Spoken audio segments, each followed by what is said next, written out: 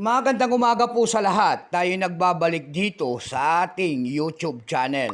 Samuel Soriano TV 29. Para mag-discuss ulit ng another coins at ito po ay ating hilig mangulikta ng bariya. Kaya ho tayo nandito nagsiselling ng kanilang mga halaga.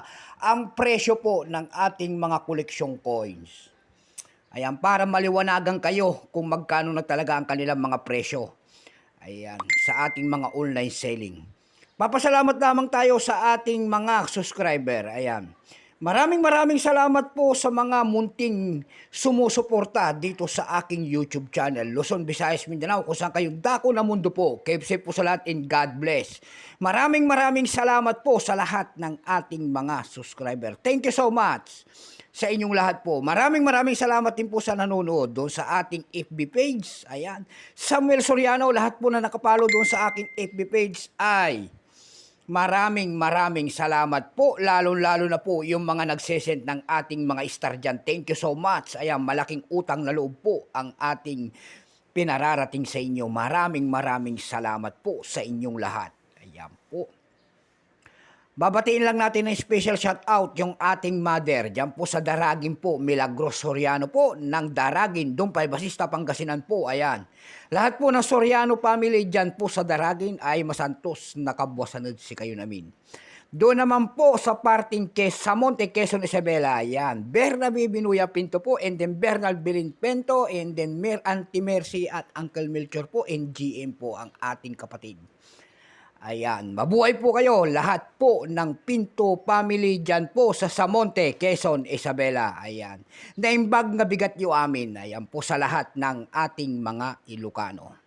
Yun naman po hindi pa po nakapag-subscribe dito sa aking YouTube channel. Anyayahan ko lang sana kayo at malaking tulong na po kasi ang inyong gagawin para lumago naman ang ating YouTube channel. Tulad na lamang po ng pagpindot ng ating subscribe button, like and share. Para ma-update ko kayo sa mga latest ko pang gagawin mga video po. Meron na naman tayong pag-usapang barya guys. At ito po ay barya po ng Pilipinas. Kung tawagin noon ay Nara. 5 pesos po ni Emilio Aguinaldo po. Ayan, Nara. Makikita nyo po dyan ang isang imahe po ng isang lalaki. Nakaharap po sa kanang bahagi. Malapit sa kanyang baba ang kanyang pangalan. Siya po ang dakila nating bayani na si Emilio Aguinaldo and the year 1991, mitmark in the Republika ng Pilipinas. Pagkatalikod naman natin yan, makikita nyo po ang isang imahe ng 5 pesos and then Nara 3 kung tawagin po yan.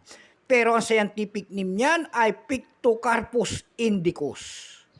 Ayan, tignan natin kung magkano ng kanyang presyo. Brilliant uncirculated pa po itong coins na ito. Napakaganda pa ang kintab. Bago tayo magsimula sa ating talakayan, ayan, kilalanin mo muna natin siya para makita natin ang kanyang presyo. Issue po nito ay Philippines po. Period nito ay Republic 1946 up to date po. Type nito standard circulation coins years. 1991 hanggang 1994 lamang. Value nito 5 pesos.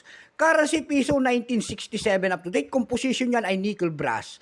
May bigat lamang 9.4 grams. May haba pong 25.5 mm. May kapal po naman itong 2.6 mm. Hugis po bilog. Orientation nito ay middle alignment. Itinigil naman ang paggamit sa barya na to ng Pilipinas noong January 2, 1998. Number NDAS3751. Reference number KM-259. Siya po si Emilio Aguinaldo. Ito pong year 1991. Ito po ay 63%. Wala pa pong maipakita ang ating Bangko Sentral kung ilang piraso ang ginawa sa barya na hawak natin. Pero may price na po yan doon sa ating numista.com. Ayan, binigyan na po ng presyo ng ginoong numista. Yung kanyang very fine po ay 39, extra fine ay 59, almost ang circulated ay 71. Ang circulated nito ay nagkakahalaga po ng 81 pesos. Tayo naman po ay dumako sa kanyang presyo sa ating mga online selling.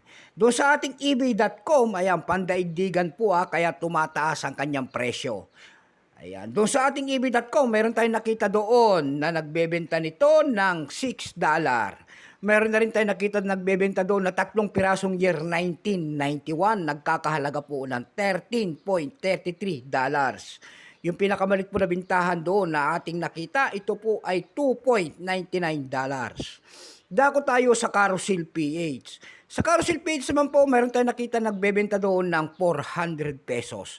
Nasundan po yan ng 300 pesos. Yung pinakamalit po doon ay 100 pesos. Ayan lamang po ang ating may babahagi. Keep safe po sa lahat and God bless.